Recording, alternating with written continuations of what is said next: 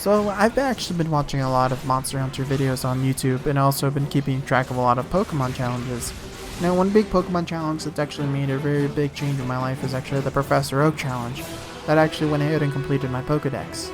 But I also wanted to play more Monster Hunter. With Monster Hunter Rise in the corner next year, and also looking into the Fatalis hunts in Monster Hunter World, I wanted to go ahead and play something that's a little bit more down my alley.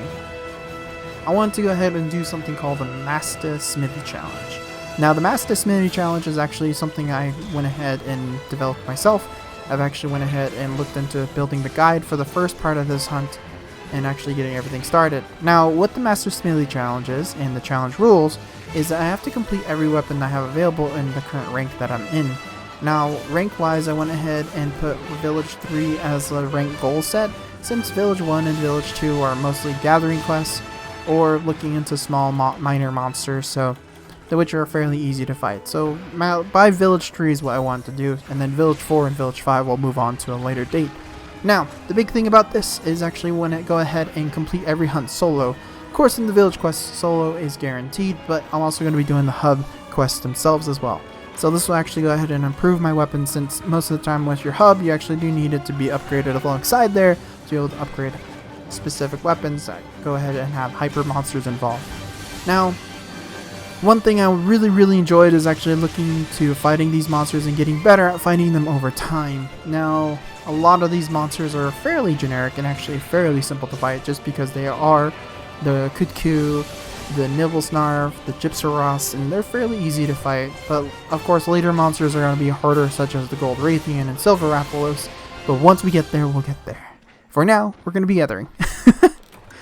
Gathering is actually the fairly simple part of the game, and it's actually one thing I recommend, and especially if you're starting a new save file, is actually getting gathering Palicos put together and actually getting their skills put into place. Since the gathering part of the game is actually fairly slow, I really got lucky with getting one gathering cat at least in my first pull on the Palicos, but still, even though if you're looking for another gathering cat, make sure they have Farcasters on their skills so that we can go ahead and get those upgraded. Of course, right now, even currently after finishing Village 3, and I'm about 21 hours in, I don't even have my cats to the point where they have Farcasters, but still comes in handy later on down the road, even in high rank and even in the G rank part of everything. So one big thing is gather as much as you can carry. Max out your box or your items and just running all the way back to your box, and you can even deliver some items back to the cat in your base, so that's really nice to have. That's a really good option. Of course, right now I'm actually going to be rocking guild rank, wow. Actually, right now I'm going to be rocking guild style for now on my sword and shield, just because I don't have a lot of hunter arts, but as we go on until the ranks, we'll go ahead and unlock more hunter arts, and then we can go ahead and switch over to the striker, which is actually, I could say, is one of the stronger styles that you can go and choose from. I went ahead and sold all the weapons I didn't really need in this first part, so that's something I can go ahead and get done and actually get a little bit of extra cash, since money might become an issue later on. I do have all those eggs I could sell in my box, but setting up my item sets and everything else is more of a priority. Now the big thing is, of course, your Palicos. Now your Palicos are really nice to have, and especially if you actually focus on their skill sets and what type of Palicos you get. You get the Trap Palicos, you get to go ahead and get Gathering Palicos, Attack Palicos, but I really do like the system on how they handle the cats, so that's one thing I really wanted to adjust, especially when it comes to my Palico choice. I usually do get the gathering cats first, just because there's so many gathering quests in the beginning. It's really mind-boggling on how much you have to complete. One big thing I also did with my village quest is actually I went ahead and completed all my village quests before moving on, just because it does unlock a lot of cool things such as food items, to be able to upgrade your canteen, and unlock specific weapon types, so that's something that's a necessity. So at that point, if I have 1 or 2 quests left, I usually just complete the whole thing, so that way I can just move on forward with a full 100%.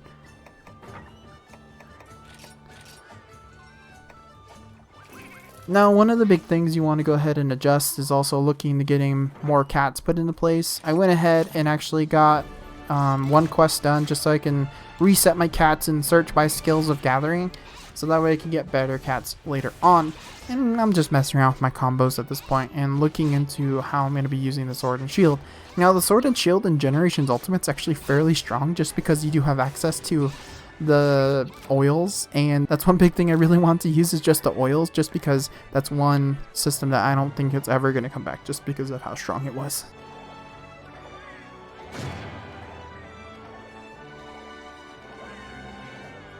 Creating weapons, creating all the weapon types is actually going to be the rough part, and of course I'm going to have to create those 3 weapon types, about 6 or 5 of them each, just because there is other weapons that would actually be upgraded only through them, and you can only get them through the upgrades. You can't purchase them or craft them from the smithy themselves, but you have to go ahead and upgrade through the upgrade tree and actually unlock them that way.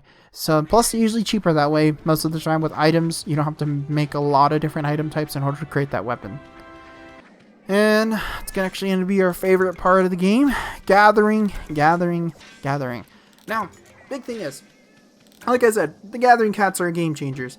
They even have plundering, which can actually get you monster parts, so that's really nice to have. One big thing I would say about the gathering cats, make sure you have gathering pro skills put into place. If your Palicos skills aren't really adjusted to what you need them to be, they're not going to really do much. If you're brand new to the game though, I recommend probably going maybe 1 gathering cat and maybe a healing cat, just because the healing cat is really nice to have. It actually gets access to health horn, gets access to detox horn, depending on your skills or whatever your Palico actually has when you first get them. I recommend just reading through the lists. And as you all know, our favorite thing to deal with is little baby jaggies attacking you while you're trying to gather stuff. I hate these guys. So the big thing, and the reason why I'm killing these jaggies, or looking into killing all these jaggies, is actually I really want to complete something called the Boo set. The Boo set is actually a really nice early game set that gets you attack up medium on its own, but of course you can actually just trade out one of the cat or to Bullfango cap and actually get the +3 on attack instead, and actually get the full attack up large, which I ended up doing for this run just because it felt like, you know, might as well just get it. It's a little more of an attack boost when it comes to like items or equipment, but that's something you can always look into in the future if you're looking for a Boo set. I mean, attack up medium is really nice too as well, but honestly I was just looking out for that attack up large buff just because it's really nice.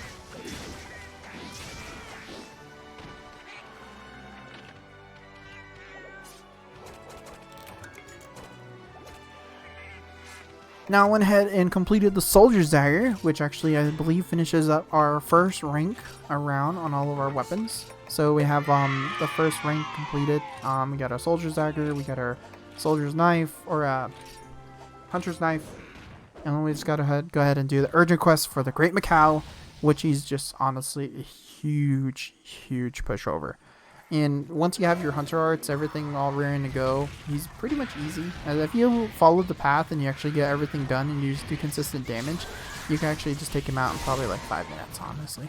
It's not the hardest hunt, and luckily it's not, just because later on it is gonna get tough later on.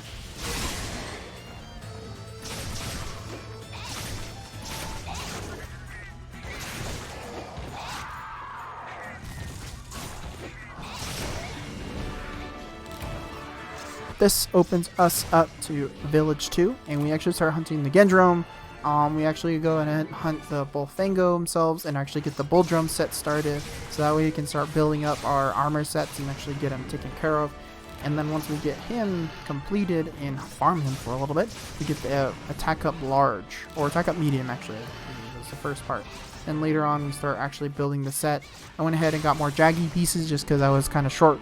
And then we actually need to get some shiny beetles, which is in the Verdant Hills.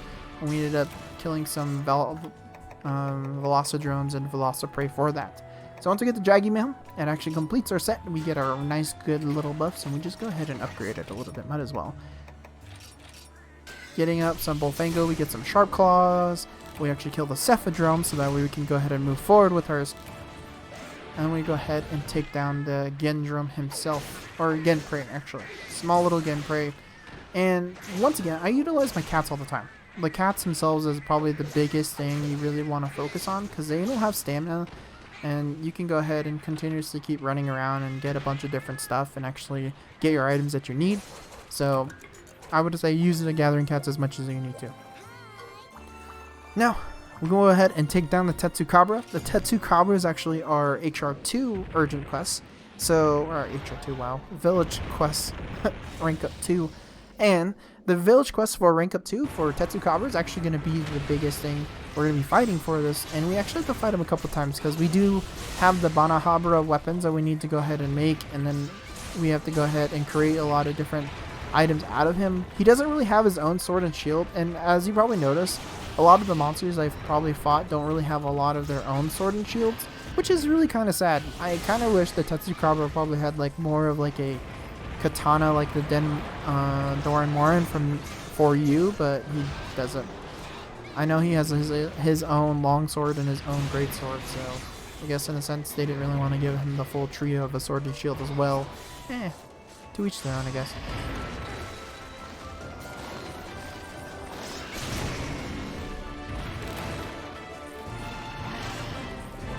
Now, the Kutku is probably the first one to fight, because we do have to get some Kutku ears to upgrade our other weapons that we have.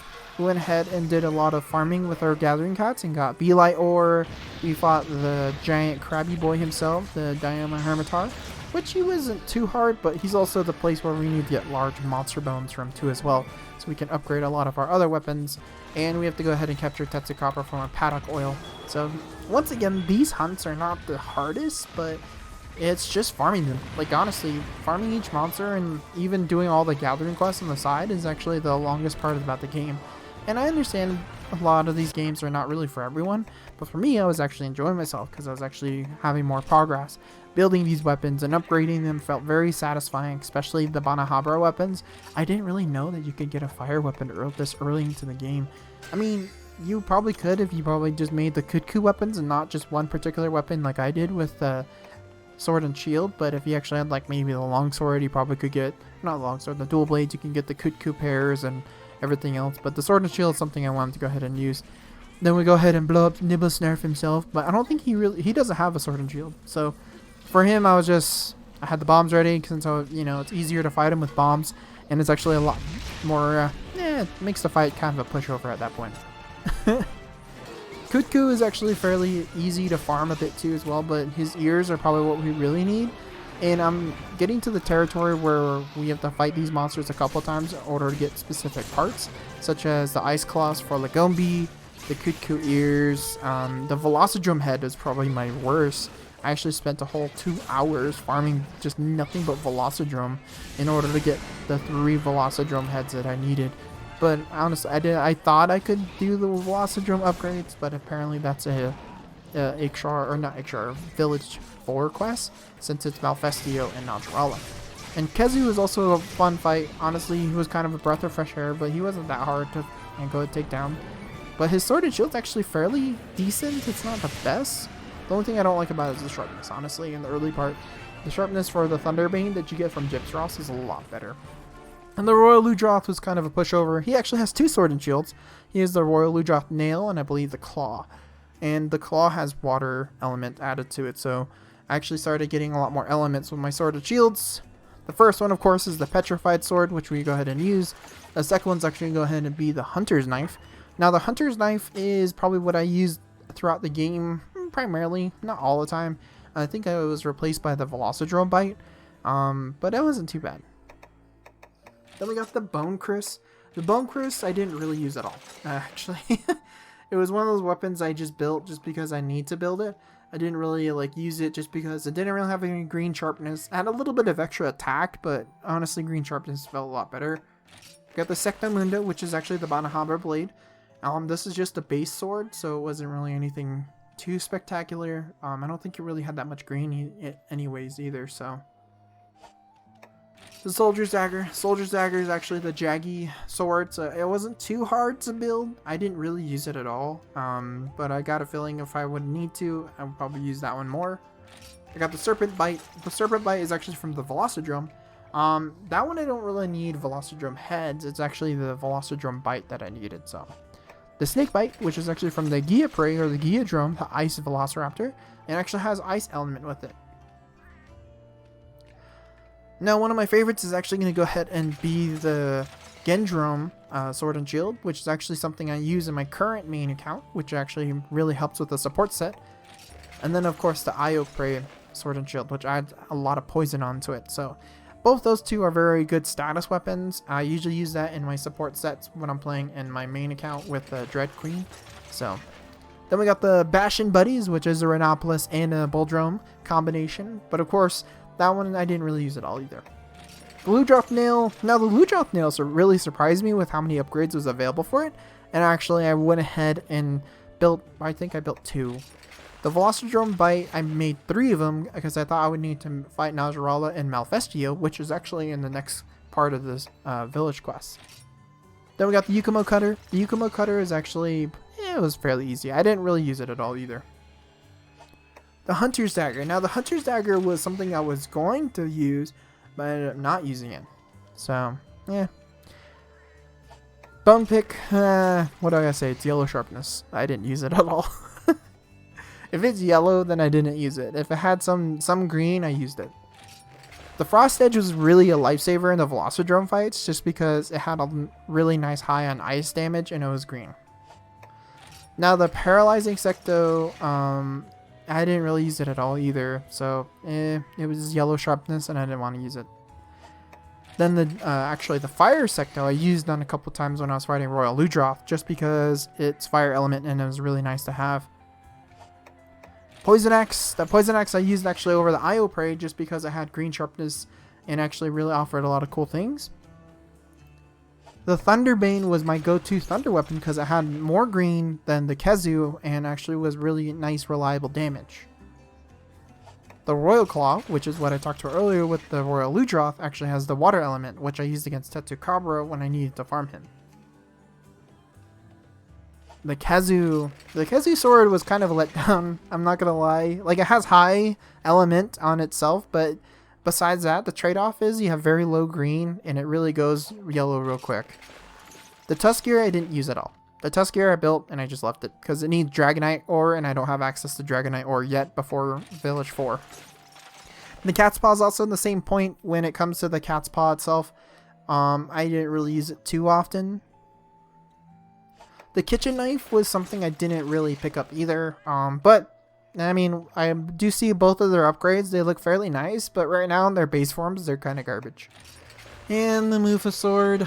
Mufa Fleece Balls is going to go ahead and be my bane, just because they're so rare to get. I didn't realize how rare they were going to be, especially since they come as an endgame reward, or an end quest reward, so that's all the sword and shields I was able to find and pick up and build, so that's something I want to go ahead and bring up.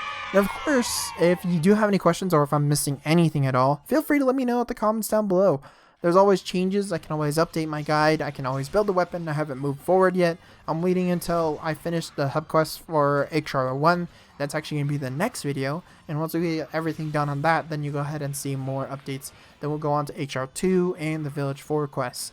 And then we'll kind of move forward from there. And so working on the guide right now, which is actually my next step, is actually fixing up the guide and doing more research on what weapons I can build.